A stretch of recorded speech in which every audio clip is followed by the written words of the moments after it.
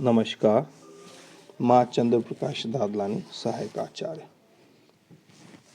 सिंधी विभाग SPCGCA मां। अॼु असां MA final paper 9th B Sindhi novel जो विकास मां पढ़ंदासीं। सिंधी नाविल जो विकास किताब में नाविल सम्राट गोविंद माल्हीअ जे बारे में लिखियलु आहे, जंहिं ते अॼु असां पढ़ंदासीं। श्री गोविंद माल्हीअ जो जनम 5 अगस्त 1921 ईस्वी में सिंधूअ जे ठारू शाह में थियो। गोविंद माल्हीअ जी शख़्सियत घण पसोई हुई। हू सिंधी ॿोलीअ जे तरक़ी पसंदि सिंधी अदब जो प्रचारी रहियो हो। हिन साहिब पंहिंजी शख़्सियत अनुसार सिंधी अदब में पंहिंजो ॾाढो वॾो योगदान ॾिनो आहे। हिन साहिब पंहिंजी कलम सां 26 असुलका सिंधी नाविल, 7 ॿियनि ॿोलियुनि मां तर्जुमो कयल नाविल, 4 कहाणियुनि जा मजमूआ, 2 एकाकी संग्रह, 1 तक़ीदी रचना, 1 मज़मूननि जो किताब, आत्मकथा जा 5 भाॻा ऐं 1 सफ़रनामो अदब जे मैदान में शाया थियल अथनि। हिननि साहिबनि जो अदब में ॾाढो वॾो योगदान आहे। ही बहुगुणी शख़्सियत जा मालिक रहिया आहिनि। हिन पंहिंजे नाविलनि में ज़िंदगीअ सां वाबस्ता तमामु मसइलनि खे बख़ूबी चित्रण कयो आहे ऐं लिखियो आहे। हिननि साहिबनि जे नाविलनि खे पढ़ण में ॾाढो आनंदु ईंदो आहे ऐं हिननि किरदारनि सां एतिरो न सुठो चित्रण कयो आहे जो पढ़ंदे ई वणंदा आहिनि ऐं पढ़ण वारे खे एंड ताईं पढ़ण जी इच्छा थींदी आहे। हिननि साहिबनि पंहिंजे नाविलनि में ॾेती लेती, प्यार जी शादी, गॾियल कुटुंब, विधवा विवाह, तलाक, तबक़ाती कशमकश, बुख ऐं बेरोज़गारी, कैंपुनि जी दोज़खी ज़िंदगी, अमन, वतन, दोस्ती वग़ैरह मौज़ूअ वग़ैरह ते पंहिंजी रोशनी विधी आहे ऐं उन्हनि खे उन्हनि जो चित्रण कयो आहे। गोविंद माल्हीअ साहिबनि सिंधी अदब में घणा ई नाविल लिखिया आहिनि, जंहिं करे हिननि खे नाविल सम्राट जो ख़िताब अता थियल आहे।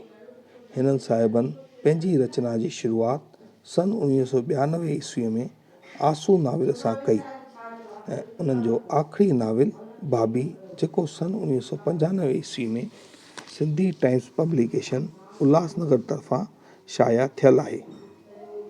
हिननि साहिब घटि में घटि 20 खनि नाविल लिखिया आहिनि ऐं जेके शाया थी रहिया आहिनि। विरहाङे खां पोइ भारत में सिंधी नाविल नवीसीअ जो अगरि जाइज़ो वठण सां सभ खां पहिरियों ऐं सभ खां वधीक नाविल श्री गोविंद माल्हीअ जा ई ॾिसण में अचनि था ऐं लिखियल आहिनि।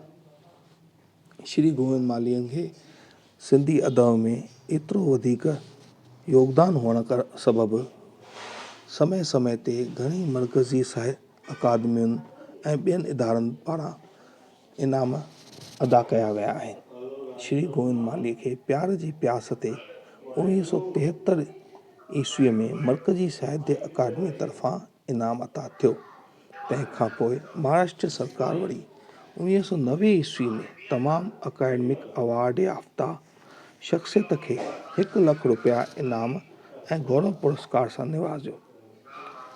इहो पुरस्कार गोविंद माल्हीअ खे पिणु ॾिनो वियो हो।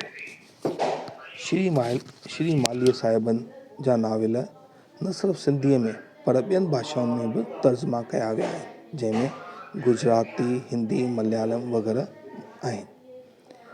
श्री गोविंद माल्हीअ जो सभिनी खां मशहूरु नाविल पखीअरा वलड़ खां विछड़िया वेझराईअ में ई अंग्रेजी भाषा में तर्जुमो थियल आहे। श्री गोविंद माल्हीअ जे नाविलनि ते न सिर्फ़ु गहराई आहे पर उन्हनि जे जज़्बातनि जो बि चित्र ॾिसण में अचे थो। श्री गोविंद माल्हीअ जे आंसू ऐं जीवन साथीअ में प्रेम विवाह जो मसइलो आहे। ज़िंदगी जी राह ते समाजी हालतुनि सां गॾु गॾियल कुटुंब जी ज़वालियत ते बि रोशनी विधल आहे। ललकार में सभ्य समाज जे अंदरूनी उणायुनि बेइंसाफ़ियुनि ऐं हक़ारत सां भरियल हालतुनि जो इज़हार कयल आहे। लोक आहे ॿोक में विधवा विवाह जो मसइलो आहे।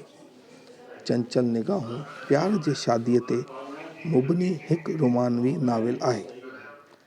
जिन सोरे भाई सेज नाविल गोविंद माली लालचंद अमर नोमल जगत्याणी जी कहाणी हुन मुखीअ जा खां मुतासिर थी लिखियो। ही हिकु तारीख़ी नाविल आहे जंहिंमें अंग्रेजी हुकुमरान जे वक़्तु सिंधियुनि सां थींदड़ ज़ुल्मनि जी नक्श निगारी कयल आहे। हिन नाविल में सिंधुअ जा के मिसाली किरदार ॾेखारियल आहिनि जेके अंग्रेज़नि जे ज़ुल्म जो शिकार थी दाड़ेल बणिजनि था। पोइ उहे बचूअ जे अॻुवानीअ हेठि फिरंगियुनि सां मुक़ाबिलो कनि था। श्री गोविंद मालीअ जे नाविलनि में जी जेतिरी साराह कजे ओतिरी घटि आहे। श्री गोविंद मालीअ जे नाविलनि जे आधार ते घणेई नाटक बि लिखिया विया आहिनि। श्री गोविंद माली ॻोठाणी हयातीअ खे तमामु वेझराईअ सां ॾिठो हो। तंहिं करे ही हू ॻोठाणी ज़िंदगीअ सां गैर रवाजी नक्श पंहिंजे नाविलनि में कामयाबीअ सां पेश करे सघियो आहे। सिंधी ज़बान में ॻोठाणी ज़िंदगीअ ते लिखियल नाविल जी अनाहठ आहे।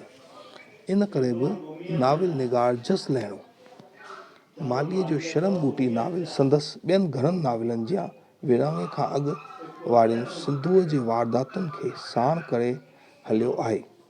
सिंधुअ में साहित्यिक जे ठारू शाह शहर जे भरिसां ॿ ॻोठ आहिनि, पुराणो दरो ऐं नओं देरो। उन्हनि जे भरिसां हिकु वाह हो ऐं वाह जे भरिसां गैर आबाद ज़मीन जे वेझो हिकु खाना बदोश बाजीगरनि जी बस्ती हुई। बस्तीअ में रहंदड़ अणपढ़ियल हुआ, चोरियूं चकारियूं कंदा हुआ। नाविल नवीस सिंधी खाना बदोश बाज़ीगरनि खे मौज़ूअ बणाए शरम ॿूटी नाविल जी तहक़ीक़ कई आहे। गोविंद मालीअ जो शरम ॿूटी समाजवादी तहक़ीक़ी हक़ीक़त निगारीअ ते ॿधल हिकु बामक़सद नाविल आहे। हिन नाविल में गोविंद माली साहिबनि खाना बदोश सिंधियुनि जी ज़िंदगीअ जो बख़ूबी चित्रण कयो आहे ऐं कीअं हू रोज़ी रोटीअ लाइ चोरियूं चकारियूं कनि था ऐं कीअं पंहिंजो पेट पालन कनि था। इन जो ॾाढो बख़ूबी वखाण कयो वियो आहे।